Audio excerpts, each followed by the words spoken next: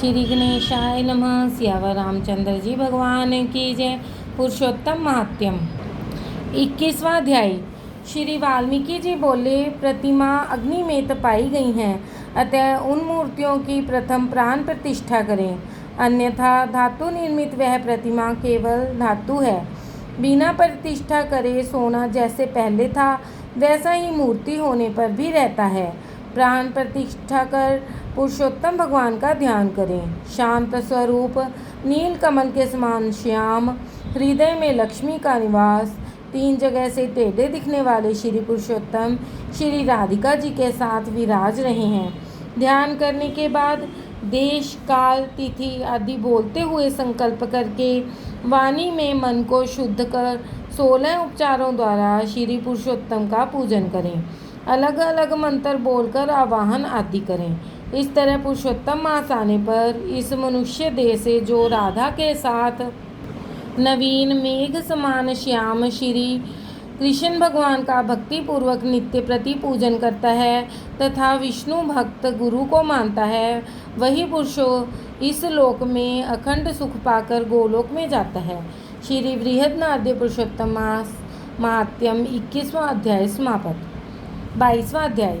राजा बोले, हे तपोधन, पुरुषोत्तम मास के व्रत नियम कहिए।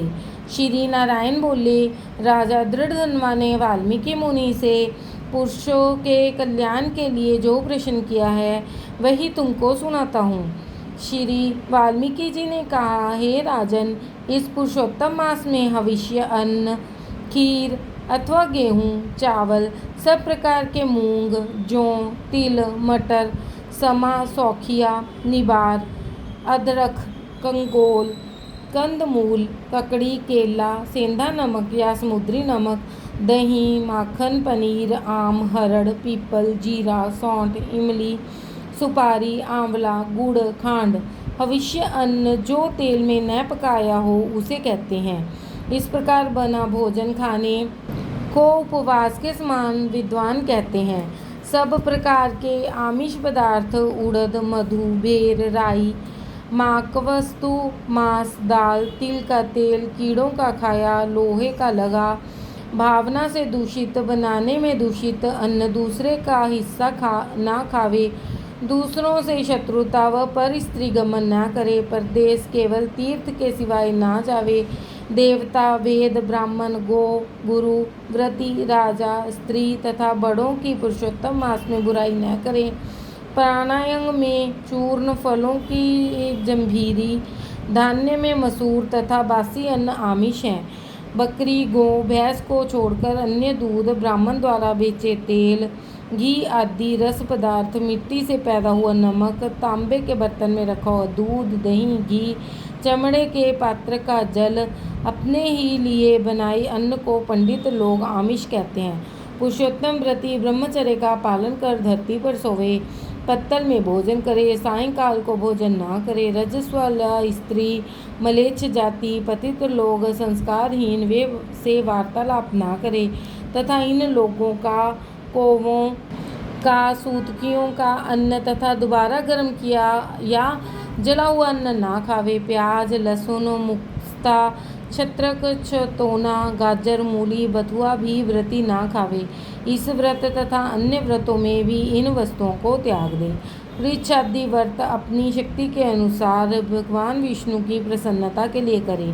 पेठा, काशी फल, तरुणी, मूली, नारियल, कलिंग फल, आंवला, गोला, अलम्बू, पटोल, बेर, चरम, बैंगन, बल्ली साग, कमलनाल आदि साग पुरुषोत्तम मास में प्रारंभ से पूर्णिमा तक ना खावे। गृहस्थ हमेशा रविवार में आंवला ना खावे। पुरुषोत्तम मास में जो वस्तु हो वो भगवान को की प्रसन्नता के लिए ब्राह्मण को दान करके खाना आरंभ करे। हे राजन, नियम के बिना कोई फल प्राप्त नहीं होता है। पुरुषोत्तम मास का व्रत शक्ति हो तो उपवास रह कर करे अथवा घी या दूध पीकर रहे। व्रती पुरुष फलाहार करके रहे, जैसे भी व्रत भंग न हो उसी प्रकार का काम करे। प्रातःकाल उठकर नित्यक्रम करे, फिर श्री कृष्ण को हृदय में स्मरण करके भक्तिपूर्वक नियम धारण करे। उपवास रहना, रात्रि भोजन, एक समय कभी भी भोजन का निश्चय करके व्रत आरंभ करें। श्रीमद्भागवत की कथा इस मास में सुने, इसके पुण्य को ब्रह्मा भी नहीं कह सकते।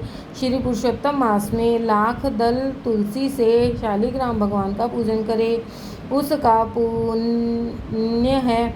कहे हुए नियमानुसार व्रत करके वाले मनुष्य को केवल यमदूत इसी प्रकार भागते हैं जिस प्रकार सिंह को देखकर हाथी भागते हैं।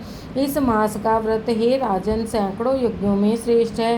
पृथ्वी में जितने तीर्थ क्षेत्र हैं वह देवताओं सहित व्रती मनुष्य के शरीर में निवास करते हैं।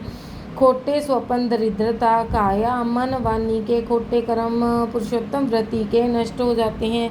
हरि भक्त जब निश्चल होकर पुरुषोत्तम की सेवा में होते हैं तब इंद्रियादि देवता पुरुषोत्तम की प्रसन्नता के लिए उनकी रक्षा करते हैं। पुरुषोत्तम व्रती जहाँ भी रहते हैं वहाँ भूत प्रेत पिशाच उनके सामने नहीं ठहरते। श्री बृहन्नारायण पुरुषोत्तम मास महात्म 22वां अध्याय समाप्त। बोलो सियावर रामचंद्र भगवान की जय।